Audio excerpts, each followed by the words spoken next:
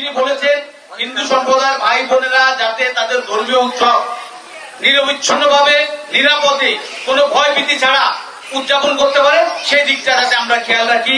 আমরা কিন্তু এ কারণেই আপনাদের কাছে এসেছি, আমরা আপনাদের সাথে আপনাদের উৎসবে শরীক হওয়ার জন্য এসেছি। আপনারা আপনাদের প্রতি উদারতা আহ্বান থাকবে। আপনারা কি আপনাদের উৎসব পালন করতে কোন প্রতিবন্ধকতার শিকার হয়েছেন?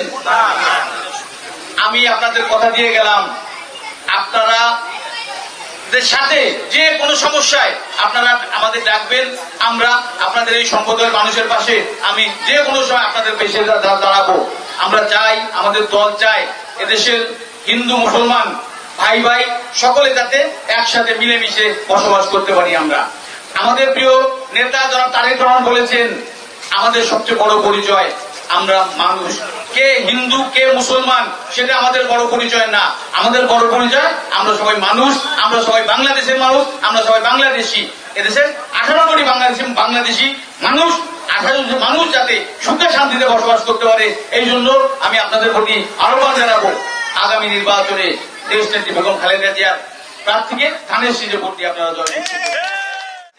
আপনাদের এই প্রত্যক্ষ ভোটের মাধ্যমে ইনশাআল্লাহ আগামীতে বিএনপি ক্ষমতা আসবে, ক্ষমতা এলে আমরা একটি অসাম্প্রদায়িক বাংলাদেশ গড়ব, যে বাংলাদেশের উন্নয়ন হবে আমাদের দেশনেত্রী বেগম খালেদা জিয়া এবং তারেক রহমানের নেতৃত্বে একটি অসাম্প্রদায়িক স্বনির্ভর গণতান্ত্রিক বাংলাদেশ আমরা উপহার দেব।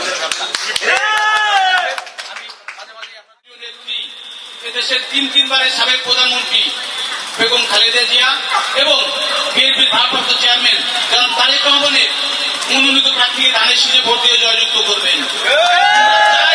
আমরা এমন একটি বাংলাদেশ করতে চাই, সম্প্রীতির বাংলাদেশ করতে চাই। কে হিন্দু কে মুসলমান ওই ভেদাভেদ ভুলে গিয়ে আমরা একসঙ্গে ঐক্যবদ্ধভাবে বসবাস করব, একজন আরেকজনের সুখে পাশে দাঁড়াবো, একজন আরেকজনের দুঃখে পাশে দাঁড়াবো।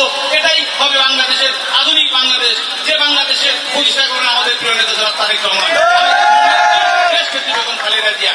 আপনারা সবাই ভালো থাকবেন, সুস্থ থাকবেন, আমাদের প্রিয় নেত্রী দেশনেত্রী বেগম খালেদা জিয়ার জন্য দোয়া করবেন, আমাদের প্রিয় নেতা জনাব তারেক রহমানের জন্য দোয়া করবেন।